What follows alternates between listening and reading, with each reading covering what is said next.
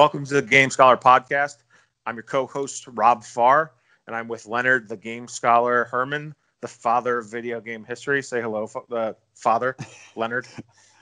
Hi, this is Leonard Herman, father of video game history. Hello, everyone. Speak up a little bit louder. Hello, everyone. Great. That does it. We're for our building, our big fan base that's building. We record these on Skype, so they're obviously not the best video quality. We try to sweeten it up a little bit, but you can only shine shit so much. So this is episode 3 of the Game Scholar, and this is the start of the Game Scholar's first mini series. Now there is a mini documentary series that was released not so long ago, as of this recording, called High Score on the streaming platform Netflix.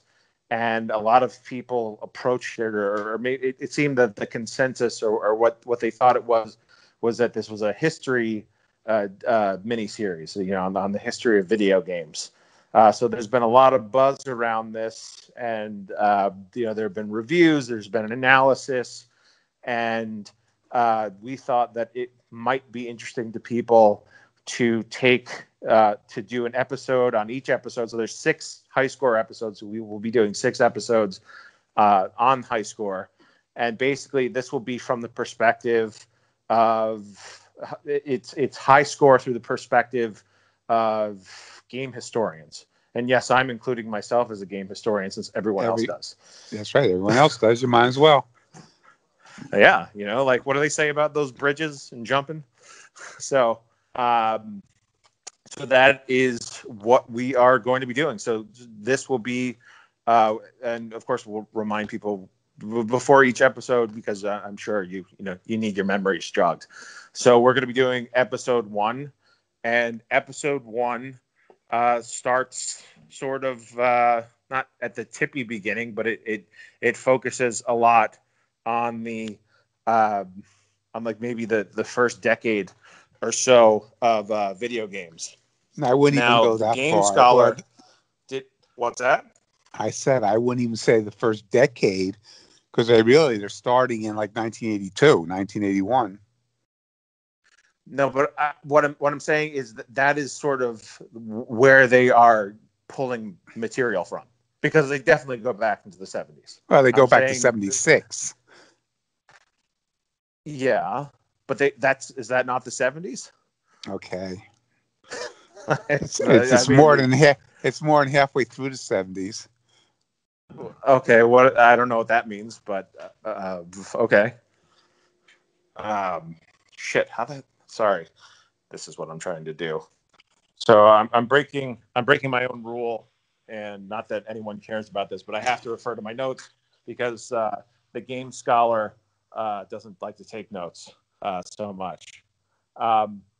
So we're going to be going off my notes and discussing things based off of that, and it's chronological.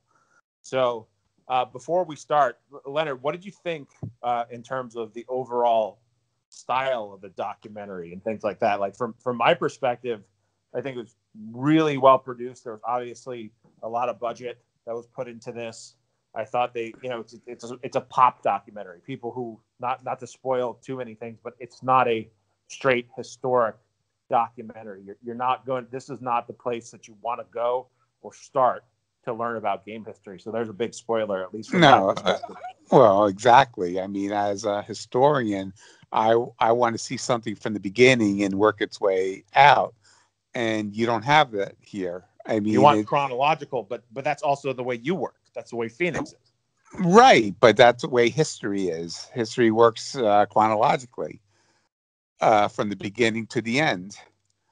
And so don't call it a historical documentary when you're jumping from different subjects which aren't necessarily historical. Well, yeah, I think on that level, I think for a historic documentary or a book or any piece of media, you can jump around if it serves a narrative or if it's doing something. But yeah, this certainly isn't. I wrote a piece, I think last year, about the book Console Wars. You remember this, Leonard Herman? I remember the book. Well, no, I wrote something about it because people regard Oh, Console yeah. Wars as a history book. It's not a history book. The author says it right up front. It's not the fault. I don't fault Blake for this. The author, he says, I make stuff up. I make scenarios up. I make dialogue up. That's not history. I look at that book, and this is the point of my piece. It's like we have to look at books like Blake's as sort of like a made-for-TV movie, or not made-for-TV, but based on true events movie.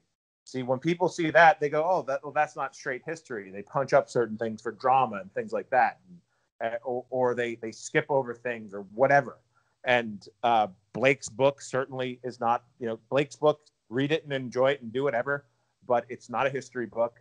And I would say that you should approach this documentary as something that is just kind of like breezy entertainment. And I don't think there are some entertaining parts of it, but just to be upfront about what this is, it does have historic elements, and that's what we'll be focusing on, and whatever else we want to talk about. But this is, to be clear, this is not this should not be a place where you go to analyze game history.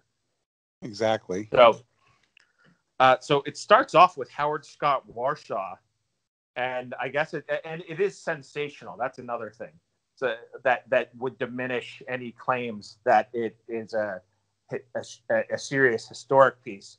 It starts with Howard Scott Warshaw, who was a Atari programmer, and he said something about like I made the worst game ever. Yeah, and that right away E.T. was not the worst game ever. That's what people who don't know history always say, even maybe if they never even played it. But I don't think you need to know history. Well, again, a lot of people no, they hear, E.T. Created the Crash, so that's what they believe, and that's not the case. And the fact that Howard Scott Warshaw is now saying that he created the worst game ever is like a sell-off. Well, that's the thing. People took away his initial comment, but in defense of Howard's comments. Now, again, this is a sensational pop documentary, and they don't give a shit enough to respect the material. Like I don't think that's respecting the material enough. Well, let's go back. Like that. We go back. Well, hold on. I just want to make this point that with Howard later on in the documentary, towards the end, they go back to Howard. And he does kind of discuss it with a little bit more nuance. It was meant to be a bombastic statement. I don't think he was being, based on his comments later in the episode. I think he walks it back. But that was something with the filmmakers, as you know, specifically documentarians are so. Well, that's what. Yeah, well, that's what I wanted to bring up. I mean, I don't know how much of this was a script that Howard was asked to follow. And what a lot of people don't know is these documentaries where people who are in the industry are talking about it, it's really a script that they're following. Last year on the History Channel was something called Game Changers, Inside the Video Game Wars. And I was invited to speak on that. And the only problem was when I was at the studio, they had a list of things they wanted me to say. And I couldn't honestly say these things truthfully. I couldn't say what they wanted me to say. And I said what I wanted to say. And so I was never put in the documentary. Yeah, and you're going to expand upon that. We're going to talk about that more in a subsequent episode. But right. Yeah, the point being is that it's not out of bounds that they put Howard up to this. Because listen, again, this is something that it's a Netflix-produced documentary. Going to be seen by a lot of people. Why not? Howard's getting up there.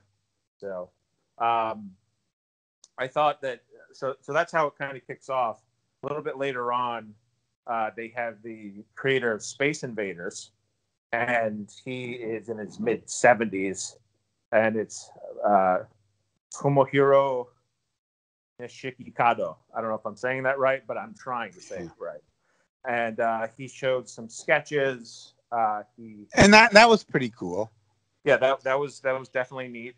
One thing that they did say was that Space Invaders was translated to the Atari 2600 by Atari, and as we will be revealing soon enough that there's a lot more on history and story to that Space Invaders port. So you know, we'll have an episode soon coming up talking about that, and that's original work that Leonard has done, and I helped out a little bit with him. But I thought overall the Space Invaders piece was quite well done, and it was one of the less sensational parts. Like that was more at home. That's why I could see that maybe people were fooled into thinking that this was more of a real, like, historic documentary. Yeah, but I didn't see it that way because I just didn't think opening up with Space Invaders was how you start a video game historical documentary. No, but that's fine. But I'm talking about in terms of the tone of the piece or that segment and everything else. It wasn't sensational, like trotting out Howard Scott Warshaw and saying, "Oh, I made the worst game ever." It was much more respectful. It was interesting, and it showed something that I'd never seen before. I never had seen his sketches, so I thought that was pretty cool. And then there's another part of, or was Heineman with Asteroids? Oh no, I'm sorry. This is just a note of mine about Asteroids. No, she did Space Invaders. Yes. So Rebecca. Well, she won in the Space Invaders contest. At this recording, I haven't seen the entire series, so I don't know how much more they use Rebecca Heineman and how much they reveal, because Heineman so Rebecca Heineman Rebecca Heineman is a woman now, but she was a little boy playing Space Invaders or competing in a tournament. Right. She's transgender, and I didn't really the reason why Heineman does show up in episode 3. So I imagine that she might I didn't get the point of her being in the first episode. Exactly. Precisely. The Space Invader contest. That really did not serve a purpose. The only thing I can see is just the greater trend of filmmakers and certain political leanings, and Netflix itself has certain political leanings and things like that. I mean, they produce stuff with the Obamas and things like that. So I think some of the selections, and based on interviews that I read with the filmmakers, it seems that Rebecca Heineman being transgendered at least had something to do with her appearing in the piece. I think Rebecca Heineman, by the way, has enough credentials that maybe there was something to do with her in the piece. But I just thought that the way that she's just out there and she talks about it and everything else in the first episode, it seems much more politically driven and less about the necessity of including this person when you could have picked from a million more important and more entertaining and interesting things that went on in the video game industry at that time. Mm-hmm, exactly. Another, I give credit to the filmmakers for this.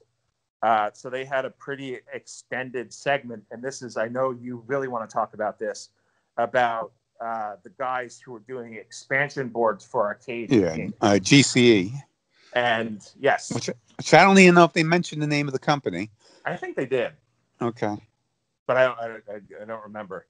But I thought I knew about 2 seconds in, I realized who the guys were and where. Oh yeah, well, the whole story is mentioned in Phoenix, but it's cool that you get to see what the expansions look like.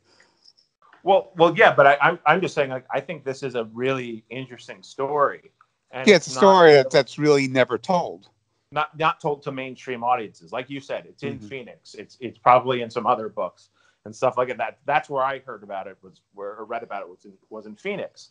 And I thought it was a really interesting segment to show to audiences because of all the stuff that's going on, and it has something to do with an icon being, Pac-Man or Miss Pac-Man. But during that whole segment, our old pal Nolan Bushnell pops up,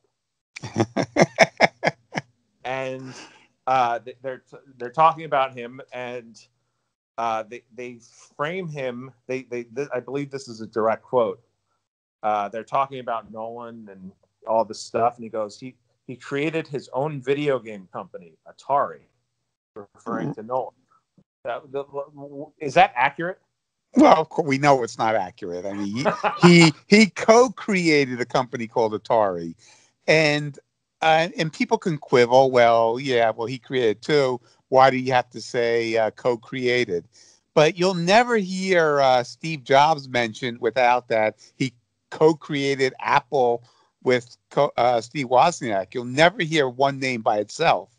And Atari is a big enough company back in the day where both should be getting their credit. No, I agree. I don't even think that they needed to say anything about Ted. Maybe not, but it should have been co-created, not I created. Yes. Well, he didn't say I created. He said he created his own video game company. Yeah. Again, it's very misleading, and I don't know why they have that flub, other than maybe they took Nolan's word. Yeah, it didn't do a lot of research. I don't know. I mean, it doesn't. I mean, everybody today will mention Ted Dabney now, practically. So not everybody, but anybody who's familiar with that stuff. Yeah. And I mentioned that because for a specific reason that we're getting to. Go on. Okay. Now go ahead then. So I would say that this is probably the biggest factual flub of the first episode. I don't think they were really big on a lot of facts with things. They weren't like, this came out in 1980, this came out in 81, this was that. So it was a lot of just like stories from people who were involved and things like that. But this was a fact. This was a pretty big one.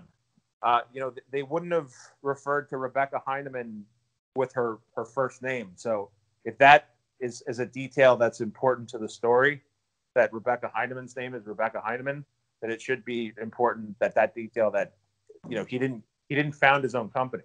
Mm-hmm. That's wrong. So I'm 100% sure that the filmmakers were sensitive to certain elements. They should have been sensitive to the truth and the facts of the case. Right, of course. But it goes to they had it was just weird. They also had like sensationalist elements in this, like kind of like right after that Atari section was done. They refer to Miss Pac-Man as a femme fatale, and then they start talking about, and they never build this up, so you're not, there's no reference point. That there were back in the 70s,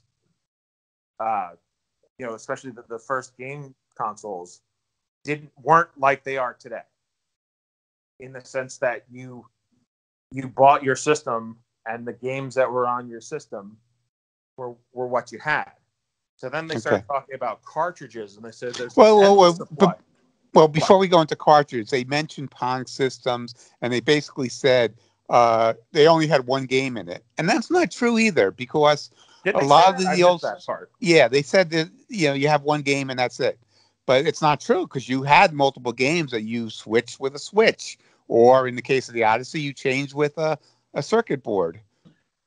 Yeah, and there were certain even peripherals depending on the system. You had a rifle or something. Yeah, and I also take offense when they call them Pong systems, because they're not Pong systems. Only Atari made Pong systems. Well, you shouldn't take so much offense, because that's just shorthand. I'll give them that. But this part was after the expansion board thing was over. They go on to a pioneer who they had, I believe they ID'd his family. I believe it was a daughter, son, and like a grandson. Although we argued about that. When I watched it again, I'm thinking maybe it was his daughter rather than daughter-in-law. So we're talking about an early pioneer who headed up a team who created the ROM cartridge. And that's why. No. What? And they did it correctly, which I'm happy about. They did not pioneer They did not pioneer the ROM cartridge. They took the ROM cartridge and pioneered a system that used the ROM cartridge. Jerry Lawson did not invent the ROM cartridge. Fairchild did not invent the ROM cartridge. They invented the system that utilized the ROM cartridge. Okay. All right. Jerry did invent the joystick controller for the Fairchild, though. So I obviously need to read your book some more. So so Jerry Lawson, and we have to point it out for this. He's a black guy, or was a black guy, and so his daughter, I believe his daughter, anyway, someone ID'd as Karen Lawson. In my view, took a shit on the people that he worked with, and sort of I found this to be probably the most offensive part of, not that I was looking to be offended. You were offended by Pong systems. I was offended by this needless section. The daughter, or Karen Lawson, and I'm paraphrasing, but this is pretty close, says, being a black man in Silicon Valley, I can only imagine what his everyday existence was like working with people who did not look like him. And yeah, I don't agree with that either, because I don't think Jerry, again, I don't know firsthand. I met Jerry, but we never talked about this, obviously. But I don't think he encountered any problems in his workplace. I mean, I think scientists, including computer scientists, which I've worked with, they care about the mind internally. They don't care about the external. Jerry was a brilliant guy, and people respected him for that. I don't think anyone held any grudges for what he was. It was merit-based.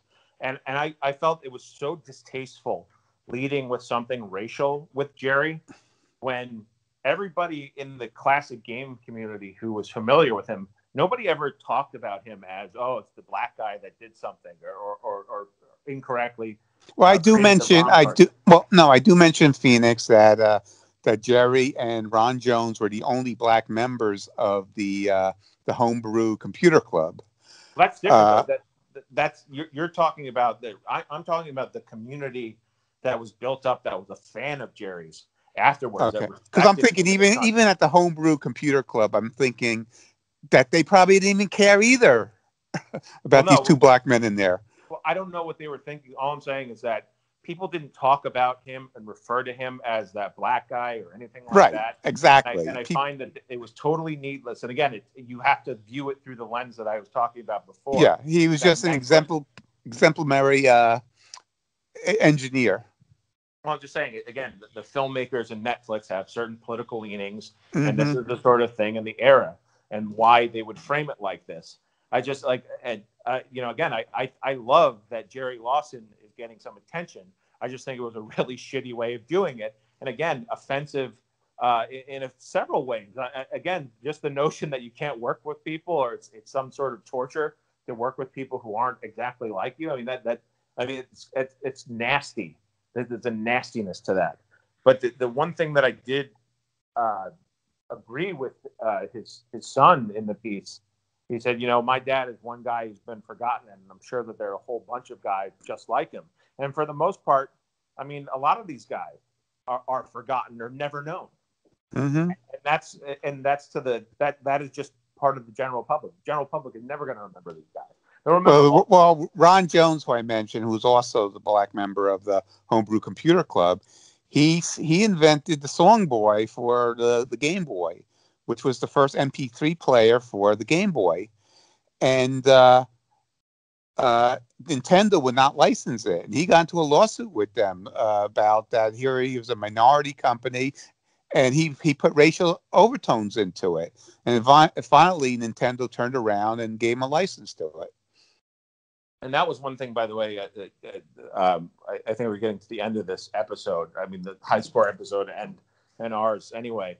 But another thing that I did unearth, just again, that was weird. That because you're talking about him fighting Nintendo, a Japanese company, and they're on the website again, another political website, Salon.com. They make this weird illusion that, again, in certain political circles, that back in the 80s, that video games were only meant for white kids or something like that, and that it was important for this is the Salon interviewer talking about this. It says, how important was it for you as filmmakers to create a narrative that reflected some of the diversity of video games history? And one of the filmmakers says that was one of our goals. We've certainly done our research, watched a lot of documentaries, read books, and on the surface, you might think that a lot of the major figures in games were white men. So anyway, my point is, we were talking about Rebecca Heineman, now Jerry Lawson, and you're starting to see a trend and a pattern of an agenda. So like they're not necessarily like, I think, by the way, Jerry Lawson should be in every document. I love Jerry Lawson. But yeah, of course, he was a great guy. I mean, I'm sorry, not enough people know about him. That's true. And I've told the story many times that he was at Classic Gaming Expo in 2004. He spoke after Steve Wozniak, and Steve Wozniak, the whole auditorium was packed. And then when Jerry came on, it's like less than half the people disappeared, and only a handful were left. And then, unfortunately, there was a fire alarm while Jerry was speaking. We had to evacuate, and then when we went back, even less people were still there. Well, but again, most unfortunately, a lot of these pioneers get that kind of treatment. It sucks. So anyway, there's one last section of the piece, and it goes back to Howard Scott Warshaw and the creation of ET. And the thing that struck me about that, they go over the story about how ET is a hit and they want to release a game for Christmas, and they've got a very short amount of time, so they call up Howard Scott Warshaw, who's already burnt out and everything. And he tells a story about how they he had to design ET in like a night or something like that. Oh, 6 weeks, but no. Oh, you mean the idea that he had to present? The idea, yeah. And then he had to go to a private jet and fly out to Spielberg. He's like, I have to do this to Spielberg, and they make this whole big deal about it. But I thought it was weird because they'd worked together and at least met while programming. I think may have been Raiders of the Lost Ark previous game, Raiders of the Lost Ark. So it's weird to again, it's another thing with the sensational and misleading aspect. Again, there's some good parts to the documentary, but then there's this kind of misleading aspect of like, why would like I would have asked him, like I do some documentary stuff myself, and I would have asked him, why were you that nervous if you had just worked with Spielberg pretty recently? And you even showed you found a picture of them together for Raiders of the Lost Ark. Yeah, holding a prototype of Raiders of the Lost Ark during that era. So it just like, I guess I love Howard Scott Warshaw. He's the only person I've worked with. I've worked in entertainment for a while and been around celebrities. The only person I've ever been starstruck around. I remember I was like, holy shit, that's fucking, excuse me, that's Howard Scott Warshaw, and so he actually, so I don't think this is the best documentary that he's ever appeared in. What was it called? Welcome to Atari or something? That DVD he did. I thought that was much better. If you want something that is much more kind of straight history, like dry documentary style, but still more educational and interesting than the pop stuff. That is what High Score is. So anyway, I just thought that was weird because again, he's getting freaked out, and I'm sure it was a challenge, but they didn't mention that he had met Spielberg before, so they're at least implying and trying to build it up for something, to be something bigger than it was. So, and then they go, the next episode, we're going to go right to the game crash of '83. And that's the episode 2. And of course, they never mentioned Ralph Baer, which of course, anything about video games should mention him. So about Nintendo? What? So if they mention Nintendo, they should mention him? I just think, come on. If you're going to mention, especially Nolan Bushnell, you should be mentioning Ralph Baer.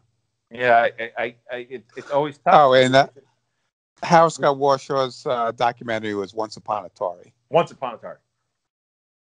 Really great. No, I get that. Like, and it's definitely a different approach. You like to pack in everything, and in a format like this, you can't.